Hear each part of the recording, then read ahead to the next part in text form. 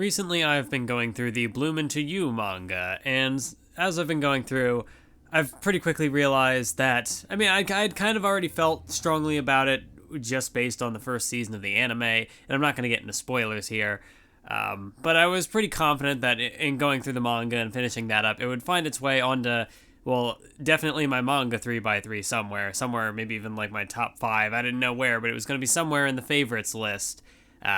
And, even without a second season of the anime, which, I hope we get one, but even then, just the first season alone might still be in my anime 3x3 somewhere, I don't know. But it got me thinking about my favorites, and of course, if you follow the Nensho podcast, you know that Hunter x Hunter coming up right around the corner. We are so close to being done with Yu Yu Hakusho already, because Yu Yu Hakusho is a shorter one, so Hunter x Hunter is coming up, and Hunter x Hunter is my favorite anime, and even with reading the manga, I don't know, maybe I'll still go with the technicality that, like, Hunter x Hunter is my favorite anime and One Piece is my favorite manga, or I don't know exactly, we'll see how I feel. But it has, this whole thing with Hunter x Hunter coming up and going through Bloom, and Bloom has been such a journey, it's so much. But it's got me thinking about, what do I value in, what do I value in media, or what really makes up a favorite of mine? Like, is it, well, it depends on the kind of series we're talking about, I guess, because, some of these series, I feel like there have been elements that I can really personally connect to. Some of them have kind of shaped the way, they kind of shaped my outlook on life in certain ways. And so, that's where you got stuff like Baby Steps, because watching that and just Achan's whole character arc, watching that around the time that I dropped out of college and was, this, that, and everything else, it was a really inspirational story at the time, and I really connected to the character, and I felt like, I'm going to go all in and try to pursue the things I'm interested in and try to follow through on that. So that, I don't know if it necessarily taught me anything new, but it gave me like a motivation of sorts to, go out and get stuff done. Gurren Lagann, it was a little earlier in my life. I'd watched it as like, I was still in high school, and I'd really connected to the main character there. And, again, it didn't really, I don't know if it necessarily taught me anything new about like how I view, I don't know if it really changed my perspective or anything. But I guess, not even just in anime, if we look at, like, manga stuff. The Bride Was a Boy was a really good manga that, helped me contextualize gender stuff. So that definitely, I would say, is an example of something that kind of changed my outlook on certain things in life. Bloom Into You, I'm going through that now, and that has definitely, I'd say that's definitely impacted the way I view, I guess, just the concept of romance in general, and, like, I don't know, it's weird. I'll discuss it in more detail at some point. It'll probably get a main channel video of some sort. I already did the one, but I know I need to go back and kind of elaborate more on some things that I don't think I covered super well in the first video. But yeah, so I'm thinking, I'm going, and this year as well, I've been getting into a lot of, I've been trying to comb through my backlog and go through some stuff. And so I've been finding more anime and more manga as we've been going through the Nensho podcast, things that I could consider favorites, things I could consider 10 out of 10s, like the Monogatari series. I made it a goal to finish that this year, and I did that, and, collectively there's a lot there. I don't know if it necessarily changed, like, my outlook on life or anything, but it's, in some ways, I'm still kind of processing some of the material in that series, but, I'm very hesitant to give out 10 out of 10s, because I think, it should be like the real upper echelon, the best of the best, the top of the top, the stuff that really would, like, I don't know, like, it really, if something, a 9 out of 10 can be a favorite still, but once it's hit, like, the 10, I tend to only give that rating out to, like, stuff that I know is going to stick with me for years to come, and I can definitely fall back on it and rely on it as a definite favorite. But like, I went through that. I've been going through K-On!, and K-On! Is amazing. I gave that a 10 out of 10 for the first season. I have no reason to believe that the rest of the second season or the movie would change my opinion on it. So K-On! Is going to be a favorite in there somewhere. I don't quite know where. Bloom Into You, I bumped that from a 9 to a 10. So that is definitely a favorite. But I'm trying to process, like, where is it going to go in my favorites list? Because Bloom, at least as far as like a romance story goes, I've never had a story like this one that really like resonated with me on like a personal level. Like I always kind of looked at these sort of stories and, not having not having been in any sort of romantic relationship like that, as I'd kind of talked about in my Skigakure video. I could only really approach that series as like, oh, this is what a middle school or like a high school romance would kind of look like. And this is how, teenagers that sort of age would kind of like realistically, maybe not realistic, but, a vague idea of kind of how that could go. So I could really only kind of view it as sort of like a conceptual thing and kind of appreciate it on more of a, not a practical, but the opposite of practical, just kind of appreciate it in concept, in theory.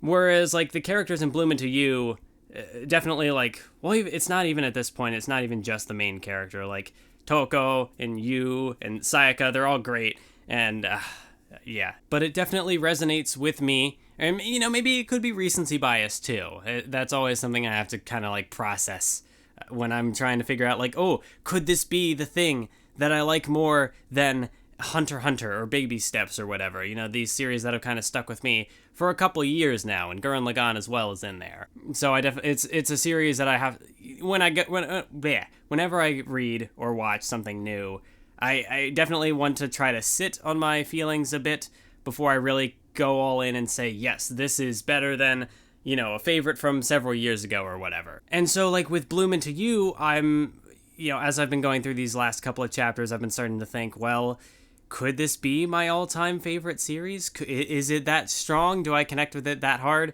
that I would say that it surpasses Hunter x Hunter? And this is where we get into how I feel about Hunter x Hunter in relation to most of my other favorites. Because as I said earlier, some of these series, I connected with it personally, whether it's like a specific character or something that happens, like a character arc or whatever. And so there's either something that, I'm able to kind of like personally sort of project myself onto or whatever, or something that kind of changed my perception of things, of reality, of, I mentioned it earlier, The Bride Was a Boy, and like gender, or even then you have Nakatakabe's works, which look more like depression and anxiety and that sort of thing. So that gave me more context on stuff that other people can deal with. But with Hunter x Hunter, I don't want to say that there aren't lessons in Hunter x Hunter that are themes or ideas that I can, appreciate and take away from, like the Chimera Ant arc, and it's, it's just the topic of like humanity and all the things sort of delved into in that arc. Trans rights in the last arc, well, not the last animated arc, even though I didn't fully understand it at the time that I had originally watched it. Aluka's great, and really just like the way Hunter x Hunter handles various like ambiguous genders in general over the course of the entire series is interesting. So there's like a lot in Hunter x Hunter that is great, but I mean, like, there are some personal things I kind of thought were interesting but didn't necessarily connect to, like, the way Gon sort of feels about, his dad and parents not being around. He doesn't really harbor any sort of resentment or anything like that, or, just general things like that I found interesting that were kind of not antithetical, but, did not reflect my perspective, and that sort of viewpoint was interesting. But I don't know if I'd say that Hunter x Hunter taught me, like, anything new about, or made me, like, view the world differently. Like, there's a lot in it that I think is interesting, and there's a lot that resonates with me, but I don't know if any of that was necessarily positions I didn't already hold to a certain extent. Because, I mean, I know there's, like, the quote with Jing at the end, which is about, the journey, and it's about all the, I don't even remember the exact quote, but, it's definitely, like, an ideology I've kind of had even before watching the series. Like, it's all about the little details on the way to the destination or whatever, because that's where you'll find what you most want.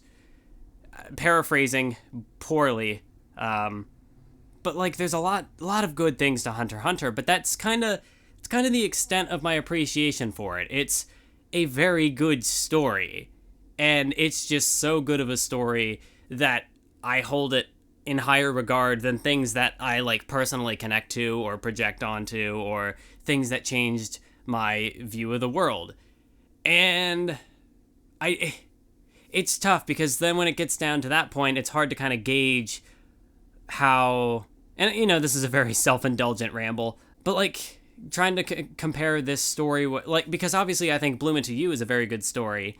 Even if I didn't personally connect to it, I just think it's amazing. It's good. I love it. And then it was kind of I guess kind of similar with One Piece. One Piece had good themes and stuff, but I don't know if I took anything specifically away from it yet. And then also One Piece is still ongoing, so that's always kind of a tricky thing, because One Piece is eternal. It will never end. So can we ever fully appreciate the greatness that is One Piece? But similar to how certain people in, the anime or the manga community sort of, with these sort of longer ongoing series, or even something that they just watched several years before, I know with One Piece, I think Best Guy ever even said, like, coming back to the chapters week by week, it's kind of like, like the Straw Hats have kind of become like family almost. Like, he's coming back to these chapters weekly for, several years, over a decade, 2 decades by this point now. Although I don't know if he was following it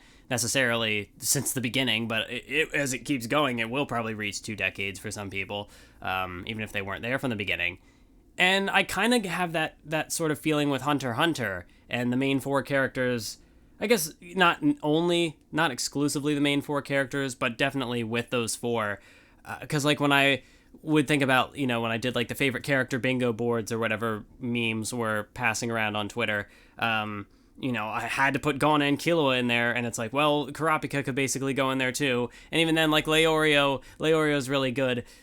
So even though I'm not like following it week by week or whatever, now that it has been about 5 years since I first started Hunter x Hunter, they don't feel just like normal anime characters. I don't even know quite how to say what I'm trying to say, but I don't know, like in a way I feel like I've kind of placed Hunter x Hunter on this sort of like pedestal of mythical proportions that it has always been the benchmark whenever I watch a new anime. Like, if something is going to overthrow Hunter x Hunter, like I've been waiting for that. And One Piece is up there. And again, like it is tougher to compare something like Bloom to stuff like that as well.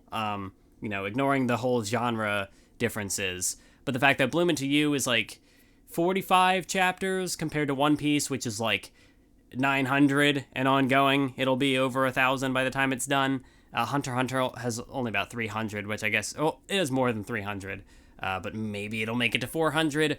Togashi, please come back from hiatus. So yeah, length is definitely another factor with these sort of stories, because as we kind of talked about in the Nensho podcast, even going through Fairy Tail, I did not like Fairy Tail. I gave it a 3 out of 10. I was not a big fan of it. Even if there were positive things I could get out of it, I wasn't a fan of it on the whole. But even with Fairy Tail, going through 500 or so chapters, getting to the end, there was a level of emotional investment there, because I had been following these characters for 500 chapters. So even with a series I would consider to be inferior, like Fairy Tail, I still have some level of emotional investment in there, and I still had some level of reaction to the ending, because you follow these characters for so long, and maybe if I hadn't been doing it for the podcast, maybe I would have dropped Fairy Tail early on, but I didn't drop Fairy Tail. So by the time I got to the end, yeah, there was a level of like, I'm saying goodbye to this story after, all the time that I've been with it. And I don't know if Hunter x Hunter also has like a bit of a bias towards it because it is so long. And then I guess it would be kind of similar with One Piece. Like, I don't know, maybe well, that's the thing. I guess technically Hunter x Hunter is not over either. Sometimes I kind of forget that, because the ending in the anime it's a somewhat cathartic ending. I think it would, I not that I would want the story to end there, but I do think it is sort of a satisfying ending for what the anime kind of did. We'll see what the manga does. If the manga doesn't end, I guess, for whatever reason, if the manga did not end, I think I would be mostly content with where the anime had finished. But, maybe the manga can do it better with more material. That'll be a discussion for the podcast. But Hunter x Hunter, I don't know if I'll ever be able to dethrone it as a favorite, if I'll ever be able to confidently say that I like something else more. I think, like I said, Bloom, I feel like is close, and I'll have to think on it for a while yet, because I still have a couple final chapters to read with Bloom. I have like 3, and then I want to sit on it for a bit, and you never know, if a second season of the anime comes out and I get like even more emotions from how the anime adapts the remaining material, maybe it'll be able to overthrow it, but only time will tell. Yeah, favorites and stuff, it's all arbitrary, I guess. Like, none of this really matters. Like, I like Hunter x Hunter a lot, and I like Bloom Into You a lot. It doesn't matter which one I consider to be better, because they're both great, and they both make my life better by existing. So obviously, this is all just more like, I don't know what the word is I'm looking for, but I don't know, I find it interesting to think about.